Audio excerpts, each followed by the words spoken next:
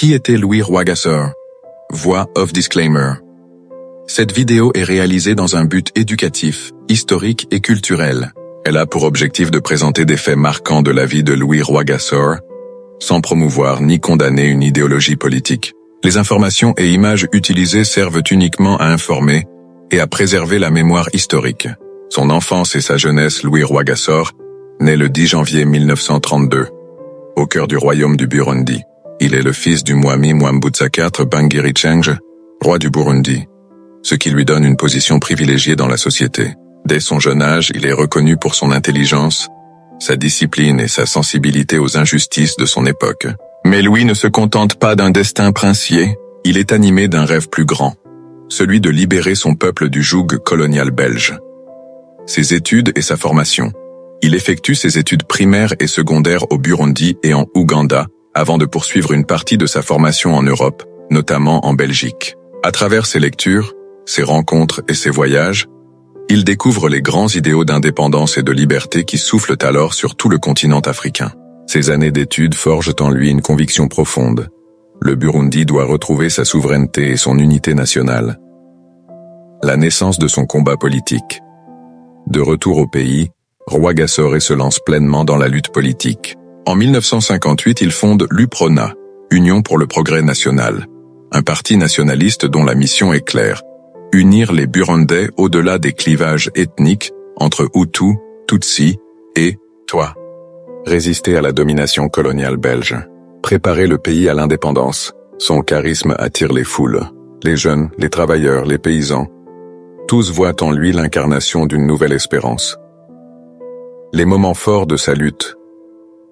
Malgré les obstacles, Rwagasore ne recule pas. Il organise des campagnes de sensibilisation, encourage la désobéissance civile et prône la solidarité entre communautés. En septembre 1961, le peuple burundais se rend aux urnes. Avant de continuer, souvenez-vous, une histoire ne survit que lorsqu'elle est partagée. Votre soutien est essentiel pour faire vivre cette mémoire. Alors abonnez-vous, partagez cette vidéo et ensemble, faisons briller la lumière du savoir à travers l'Afrique et le monde. Découvrez aussi d'autres grandes figures de l'Afrique et du monde sur notre page. En septembre 1961, le peuple burundais se rend aux urnes. Résultat, une victoire éclatante pour Rwagasore et l'UPRONA. Il devient ainsi Premier ministre du Burundi, menant son pays vers une indépendance imminente. Ombrant ses réformes majeures. Bien que son mandat soit bref, Rwagasore met en place des réformes courageuses. Promotion de l'unité nationale. Il refuse de réduire le Burundi à des divisions ethniques, insistant sur l'identité commune burundaise. Réformes économiques. Il encourage la réduction de la dépendance vis-à-vis de la Belgique et soutient les petits producteurs agricoles. Vision panafricaine. Proche des idéaux de Kwame Nkrumah et d'autres leaders africains, il inscrit le Burundi dans le grand mouvement de libération du continent. Une tragédie qui bouleverse le Burundi, mais son ascension dérange.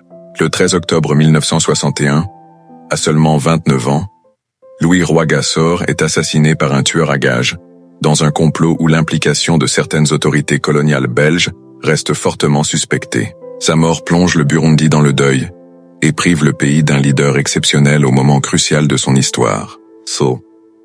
Son héritage. Louis Rwagasore n'a régné que quelques semaines comme Premier ministre, mais son héritage dépasse de loin la durée de son mandat. Il est devenu un symbole d'unité nationale, un modèle de patriotisme et de sacrifice.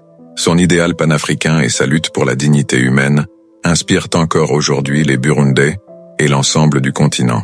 Au Burundi, son nom est honoré à travers des monuments, des institutions et surtout, dans la mémoire collective. En conclusion, Louis Rwagasore nous rappelle une vérité universelle, que la jeunesse, la conviction et le courage peuvent changer le destin d'une nation. Il n'avait que 29 ans, mais il a inscrit son nom à jamais dans l'histoire de l'Afrique. Merci. Merci d'avoir pris le temps de découvrir le parcours de Louis Rwagasore. Nos récits ne sont pas seulement des histoires, ce sont des flammes qui appellent à l'action.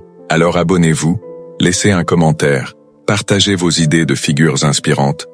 Ensemble, faisons en sorte que les voix de nos héros résonnent plus fort que jamais, en Afrique et dans le monde.